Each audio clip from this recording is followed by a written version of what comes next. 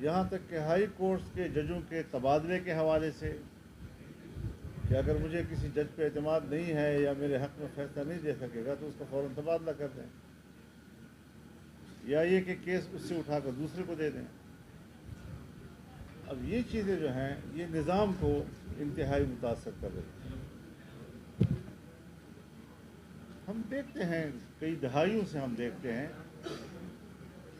کہ مفادات کا لین دین ہماری ملک کی سیاست بن گئی، لیکن ہم نے نظریات، اصول اور قوم کی آواز کو تقویت دینے کی سیاست کی، اور ہر ایسی تجویز کو ہم نے مسترد کر دیا کہ جو مفاد عامہ کے خلاف تھی، بنیادی انسانی حقوق کی نفی کر رہی تھی، عدل و انصاف مہیا کرنے میں صرف حکومت کو تحفظ دینا تھا، اور اس کے علاوہ اگر عام آدمی کا کوئی مسئلہ ہو۔ ہم نے یہ تجویز اس لیے دی کہ ایک تو میثاق جمہوریت میں فیڈرل کانسٹیٹیوشنل کورٹ کا تصور موجود ہے اور صراحت کے ساتھ لکھا گیا ہے۔ دوسرا یہ کہ سپریم کورٹ میں اس وقت جو عام لوگوں کے کیسز ہیں، کوئی 60,000 کیسز اس وقت پینڈنگ پڑے ہوئے ہیں، اور پورے ملک میں اگر دیکھا جائے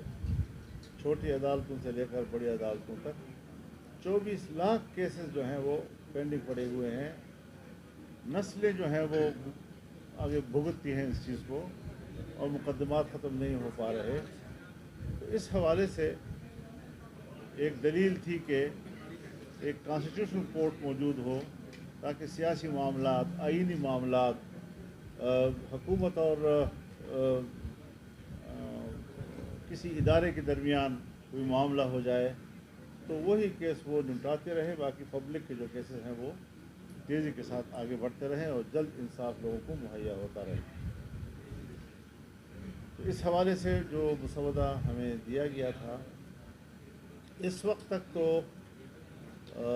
ان کے پاس اکثریت نہیں تھی، اور دار و مدار جمعیت علماء اسلام کے ممبران پر تھا۔ جمعیت علماء اسلام نے واضح طور پر کہا کہ ہم مطمئن نہیں ہیں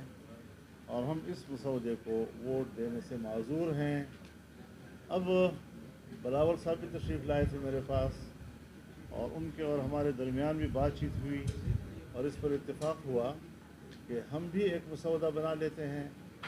وہ بھی ایک ڈرافٹ تیار کر لیں گے، پھر ہم ایک دوسرے کے ساتھ شیئر کریں گے۔ ہم اتفاق رائے چاہتے ہیں، پارلیمنٹ کا کام یہی ہے کہ وہ قانون سازی کرے، آئین سازی کرے، ترامیم کرے، قانون پاس کرے، یہ جاب ہے ہمارا، اور اس پر ہم کسی قسم کا قدغن بھی قبول کرنے کو تیار نہیں ہیں، تو وہ بھی ملکی نظام کو تہس نہس کر سکتا ہے۔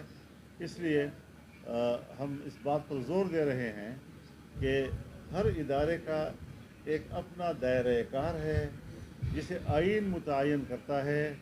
اور اگر ہر ادارہ اپنے دائرۂ اختیار کی حد تک خود کو محدود رکھے گا تو اپنا اپنا کردار بڑے خوش اسلوبی کے ساتھ وہ کر سکیں گے، اور ورنہ تو پھر ایک ادارہ دوسرے ادارے کے مقابلے میں طاقتور بننے کی کوشش کرے گا، اور اس لڑائی میں ملک کمزور ہو جاتا ہے۔ چنانچہ آج ہم دیکھ رہے ہیں کہ جب سے اسٹیبلشمنٹ نے طاقتور بننے کی کوشش کی،